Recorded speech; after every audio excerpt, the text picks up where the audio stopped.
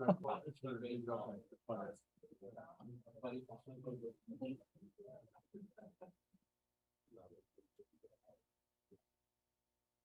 you both back up on the dais, pressing the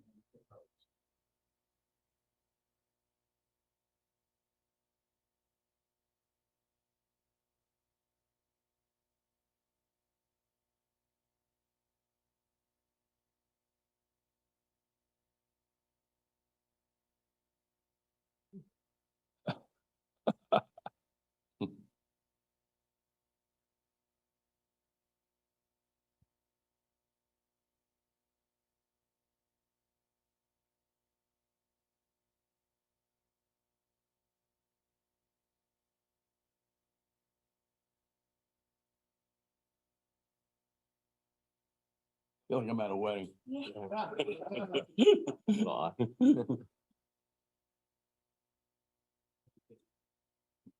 Yeah.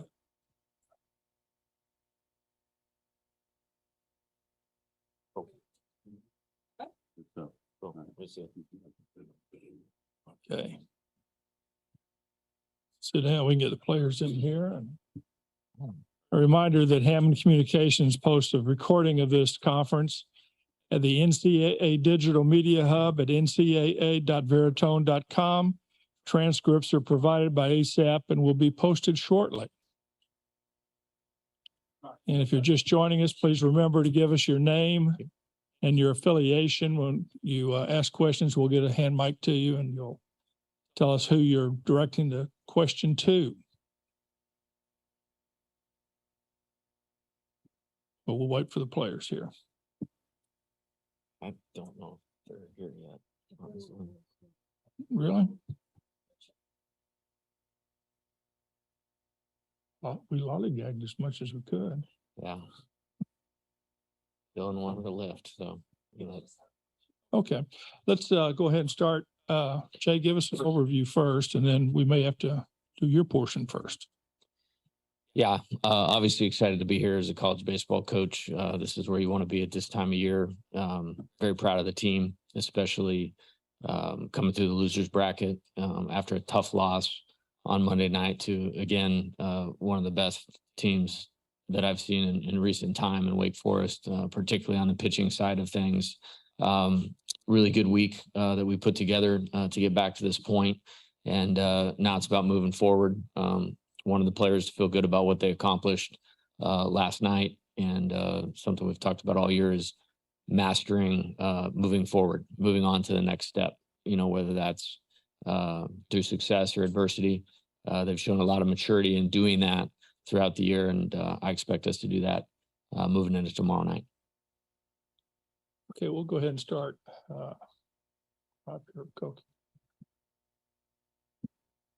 Cookie Riley with the Advertiser. How much is your experience of just being here at this level with the College World Series final and the national championship on the line? How much does that help you prepare this team? Yeah, I think there's benefit to it. It's just like, you know, with the players, something I tell them all the time, the best coach they're ever going to have in their life is playing time. And when you get here and get to experience, you know, playing, you know, 8 games in one World Series back in 2016, that definitely helps. You know what to expect. You know where the pitfalls are, you know, things that I try to take a notebook with me everywhere when I'm doing everything, and being in Omaha, you certainly want to do that. And it's been helpful, and reflected a little bit on that last night. And then, you know, more so of how do you transition from the bracket, you know, to the championship series. And we had a good plan for that coming in, and excited to get into that phase of it now. Hey, Leah. Leah Van, the Advocate. Looking at the talent across this matchup alone and the matchup we saw last night, multiple first, second round draft picks. What do you think has enabled college baseball to feature this kind of talent over the years?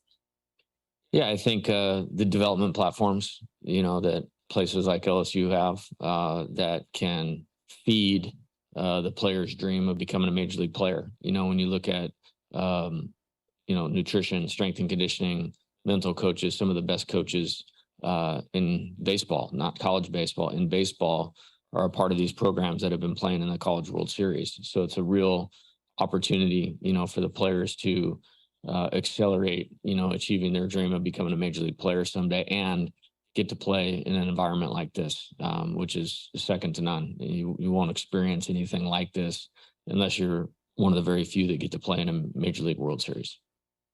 Glenn? Oh, Jock. TV. Coach, can you speak to what a great player and star Trey Morgan is, the electricity he brings offensively, defensively? All the kids are screaming his name for autographs wherever he walks here. What's it like to just observe all that? Yeah, if I gave you a full answer, we might be here all day. I think, as I've said before, throughout the year, and rightfully so, he is one of the best competitors that I've ever coached. And just his will to win, his will to succeed, come through for our team when we need him the most is really next level. And I think it starts there.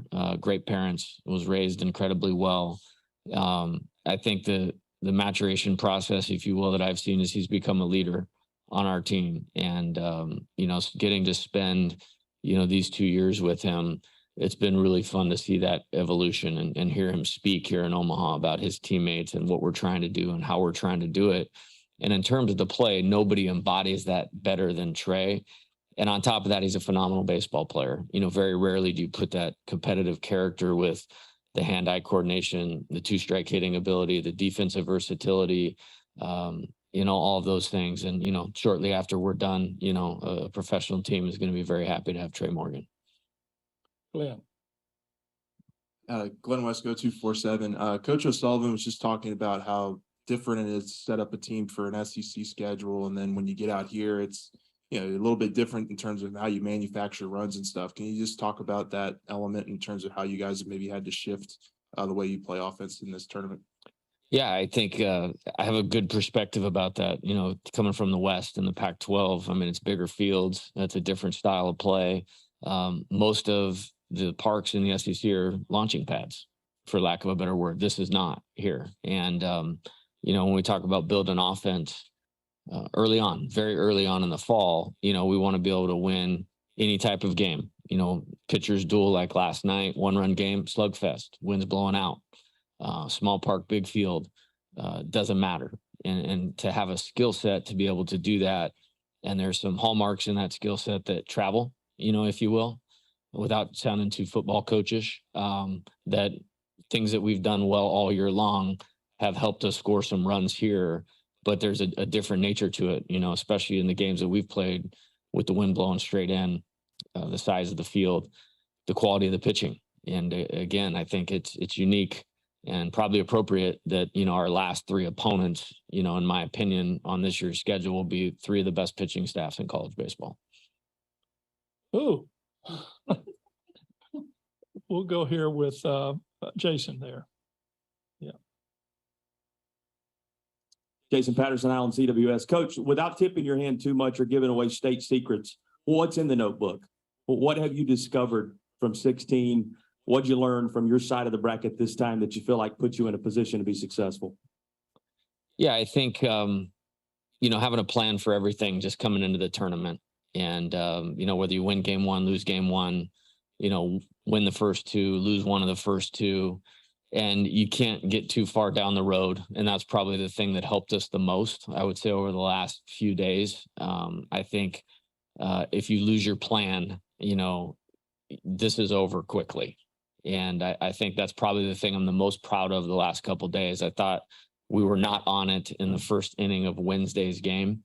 And, we brought it up to the team. Like, we had this conversation a month ago, we have to stay right here, right now, and in character. And, when you have old players that have had success, that have a good blueprint in their eyes of how to be successful and have had success with it, you can kind of get them back on track. And then they're good enough to go execute it. That's the most important part of it. And then staying right there right now. And, last night was special. That was a special game for all of the country to watch. And it was a big win for our program. And I wanted our players to feel that, because if you don't, you lose sight of why you're doing this. And then there becomes an expiration date on that, and then master the art of moving forward. And when you're going to play 7 or 8 games here, like we are, you have to be able to do that. Okay, we'll go with Mike here. Coach Mike Patterson, Omaha World Herald. Just talk about the two different dynamics. LSU, perhaps the team with the momentum heading into the final compared to Florida, the team that's probably a little more well-rested. Yeah, I say this all the time. In baseball is very unique. I think it's different than basketball and football. I think talent wins out in basketball and football more often. In baseball, it's not always the team with the best players. It's the team that plays the best that day. And as hard as it may seem to get anybody's head around, it's about tomorrow. You know, tomorrow is the only thing that matters tomorrow. And there's advantages to both. You know, maybe you talk about rhythm, you talk about routine, you talk about confidence. Well, both teams are going to play with a ton of confidence, as they should, with the rosters. And I think it's awesome. You know, when you look at selection day, and you know, I'm a very stay in the moment type guy, which my Baton Rouge media fans will tell you. But you look at the bracket and you look who's on the other side, and it's like, yeah, like this is not a surprise to me that who we're playing. I'll go with Ryan here. We're going to run out of time, guys. Oh, Hi McGee, ESPN. Jay, back in February, you and I talked about the challenge of transitioning this new age of transfers coming in. Doesn't seem to have been a problem. Certainly wasn't last night. What's the secret sauce for taking guys from other programs and plugging them in with guys that have been here, you know, since they got out of high school? Yeah, it's a good question, and it's fit. Yeah, you know, we're not for everybody. You know what I mean? Florida's probably not for everybody either. I think building team, you have to be really intentional about building team. And we have a great freshman class as well. There's guys that haven't seen a lot of time here that are the future stars of our program. You know, when I think about Brady Neal, who's been hurt, Paxton Kling, Jared Jones, I mean, they've all contributed to this team's success and will be the headliners of next year's group. We got here in large part because of Gavin Guidry and Griffin Herring. I mean, I had a meeting with those guys in January and February, like, you're going to have to spearhead this thing going forward. The reality of it, when you look at the SEC West and the SEC East, you cannot win without age, experience, and all those types of things. I mean, I think I know who the three players were up here for Florida. Those are grown men. I mean, this is not a little boys league, and you have to have some age and experience underneath you. Let's go, Kevin, here. Yeah, Kevin Rockway, Gainesville Sun. Coach, having to play the 4 games in 4 days, obviously the pitching was really, worked pretty hard. I'm curious about how you feel, how welcome is a day off, first of all, and then how you feel about your pitching setting up, given the number of arms you had to use to get through this. Yeah, I'm way okay with having a day off today. Yeah, that's going to work out well for us. I have faith in a lot of guys, and we have 12 on the roster, on the active roster for this thing, and they've all pitched in games that we've won this year and games that we've had success. And I think there's a pathway for them, if they execute, to be successful. And it really doesn't matter what I think or feel about it. We are where we are. You know, we earned our way here the way that we did. And so now we have to go with how we're set up. We'll go with, yeah, this is going to be our last question for Jay. Can I have 2 questions? Well, you got the mic. Jay, first question is Hayden Travinsky available to play for the rest of this series? And the second question is just a scouting report on Wyatt Langford. Yeah, in terms of Hayden, he was nursing a small injury, and it became a little bit bigger injury, earlier in the tournament. Massive gratitude for him giving it a go on Monday. He did the best he could with where he was at. And this time of year, that's the way that it has to be. He was not available to play on Tuesday.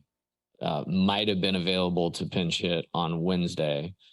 We had some progress yesterday, but we got a little ways to go to know where we're going to stand with what he will be or won't be available for going into the weekend. Wyatt Langford, great player.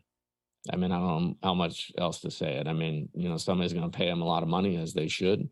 And I think, like Dylan, like Paul, and a couple other guys on their roster, it'll be a short arc in terms of minor league baseball to the big leagues. He's a very well-built player. Jay, you can stay up here if you want to listen to what the players say again, Hey, or I can excuse you. they're a lot more interesting than I am, so Well, stay with them. it's not according to these guys. Get a good lift in? Yeah. Nice.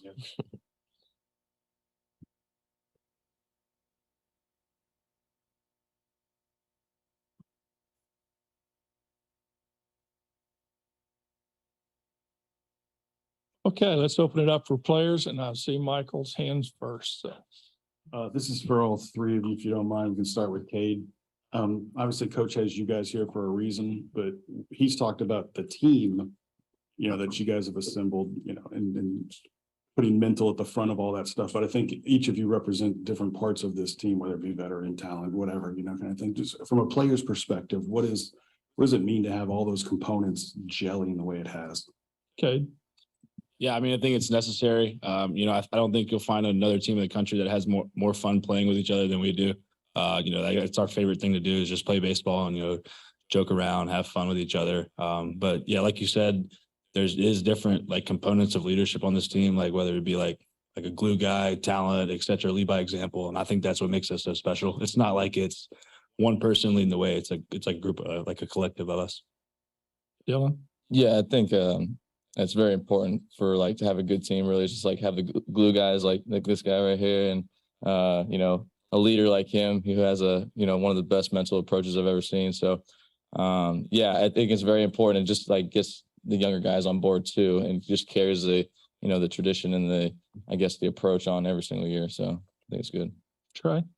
Yeah, I think the most important trait we have as a team is the confidence that we have in each other. We believe that every guy in that dugout, every guy on the field is going to get the job done whenever their name's called upon. And it's just a great feeling when you're in the game and you know that you have all those dudes in the dugout behind your back, Okay, next question. Okay. Oh, who got in back here? Howard, okay. Warden KLBM Omaha, congratulations to LSU. I asked this question to the student athletes from Florida, so I'll ask it for Trey, Dylan, and Cade.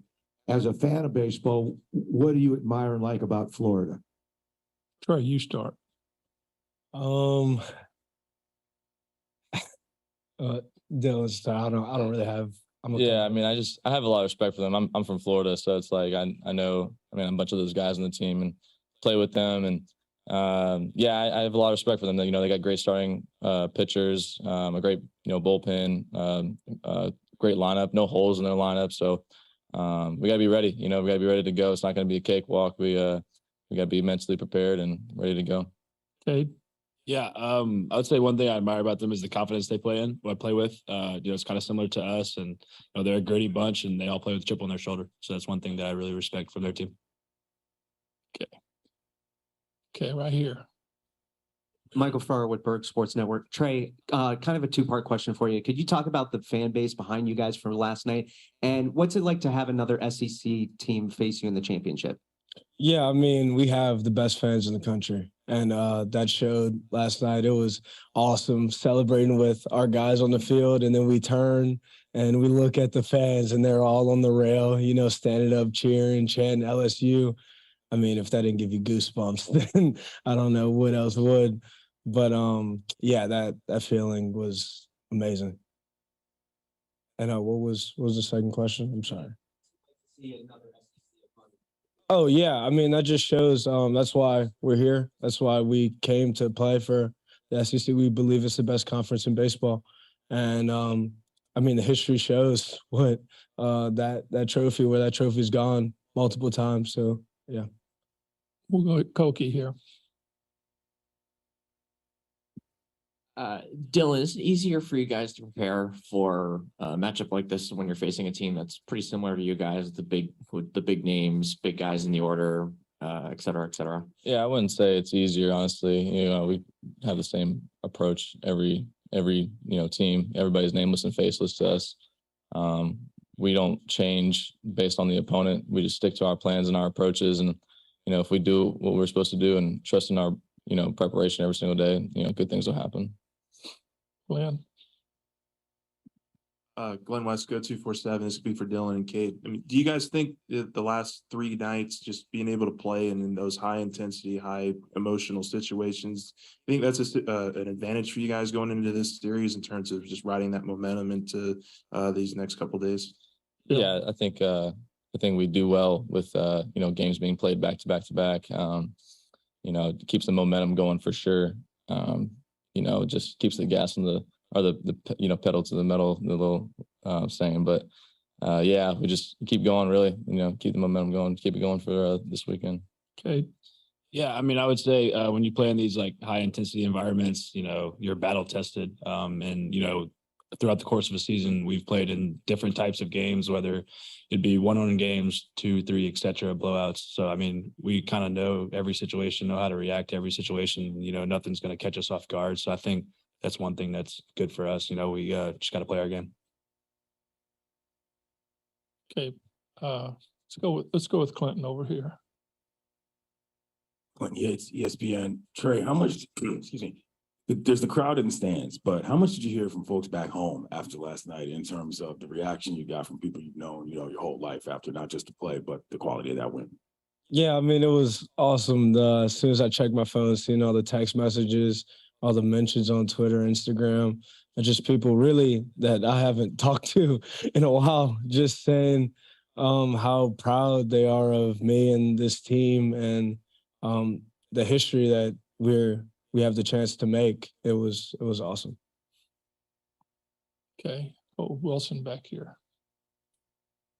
Wilson Hunter from the Advocate for Cade. How does being here for 5 years and all the things that you've gone through shape the way you've thought about like the week that you've been here and like trying to maybe pick up like the name card and all those sorts of things? How has that maybe shaped the way you've gone about being here?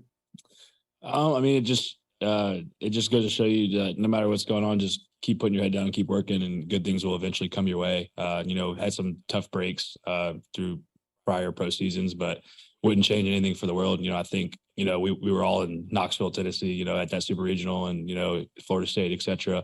But yeah, it made us tougher as a team. It made us better for it. It might've sucked in the moment, but it paid off. And, we're here and playing for a national championship. So, wouldn't change it any other way, do it 10 times over. Okay. Lee, you had your hand up.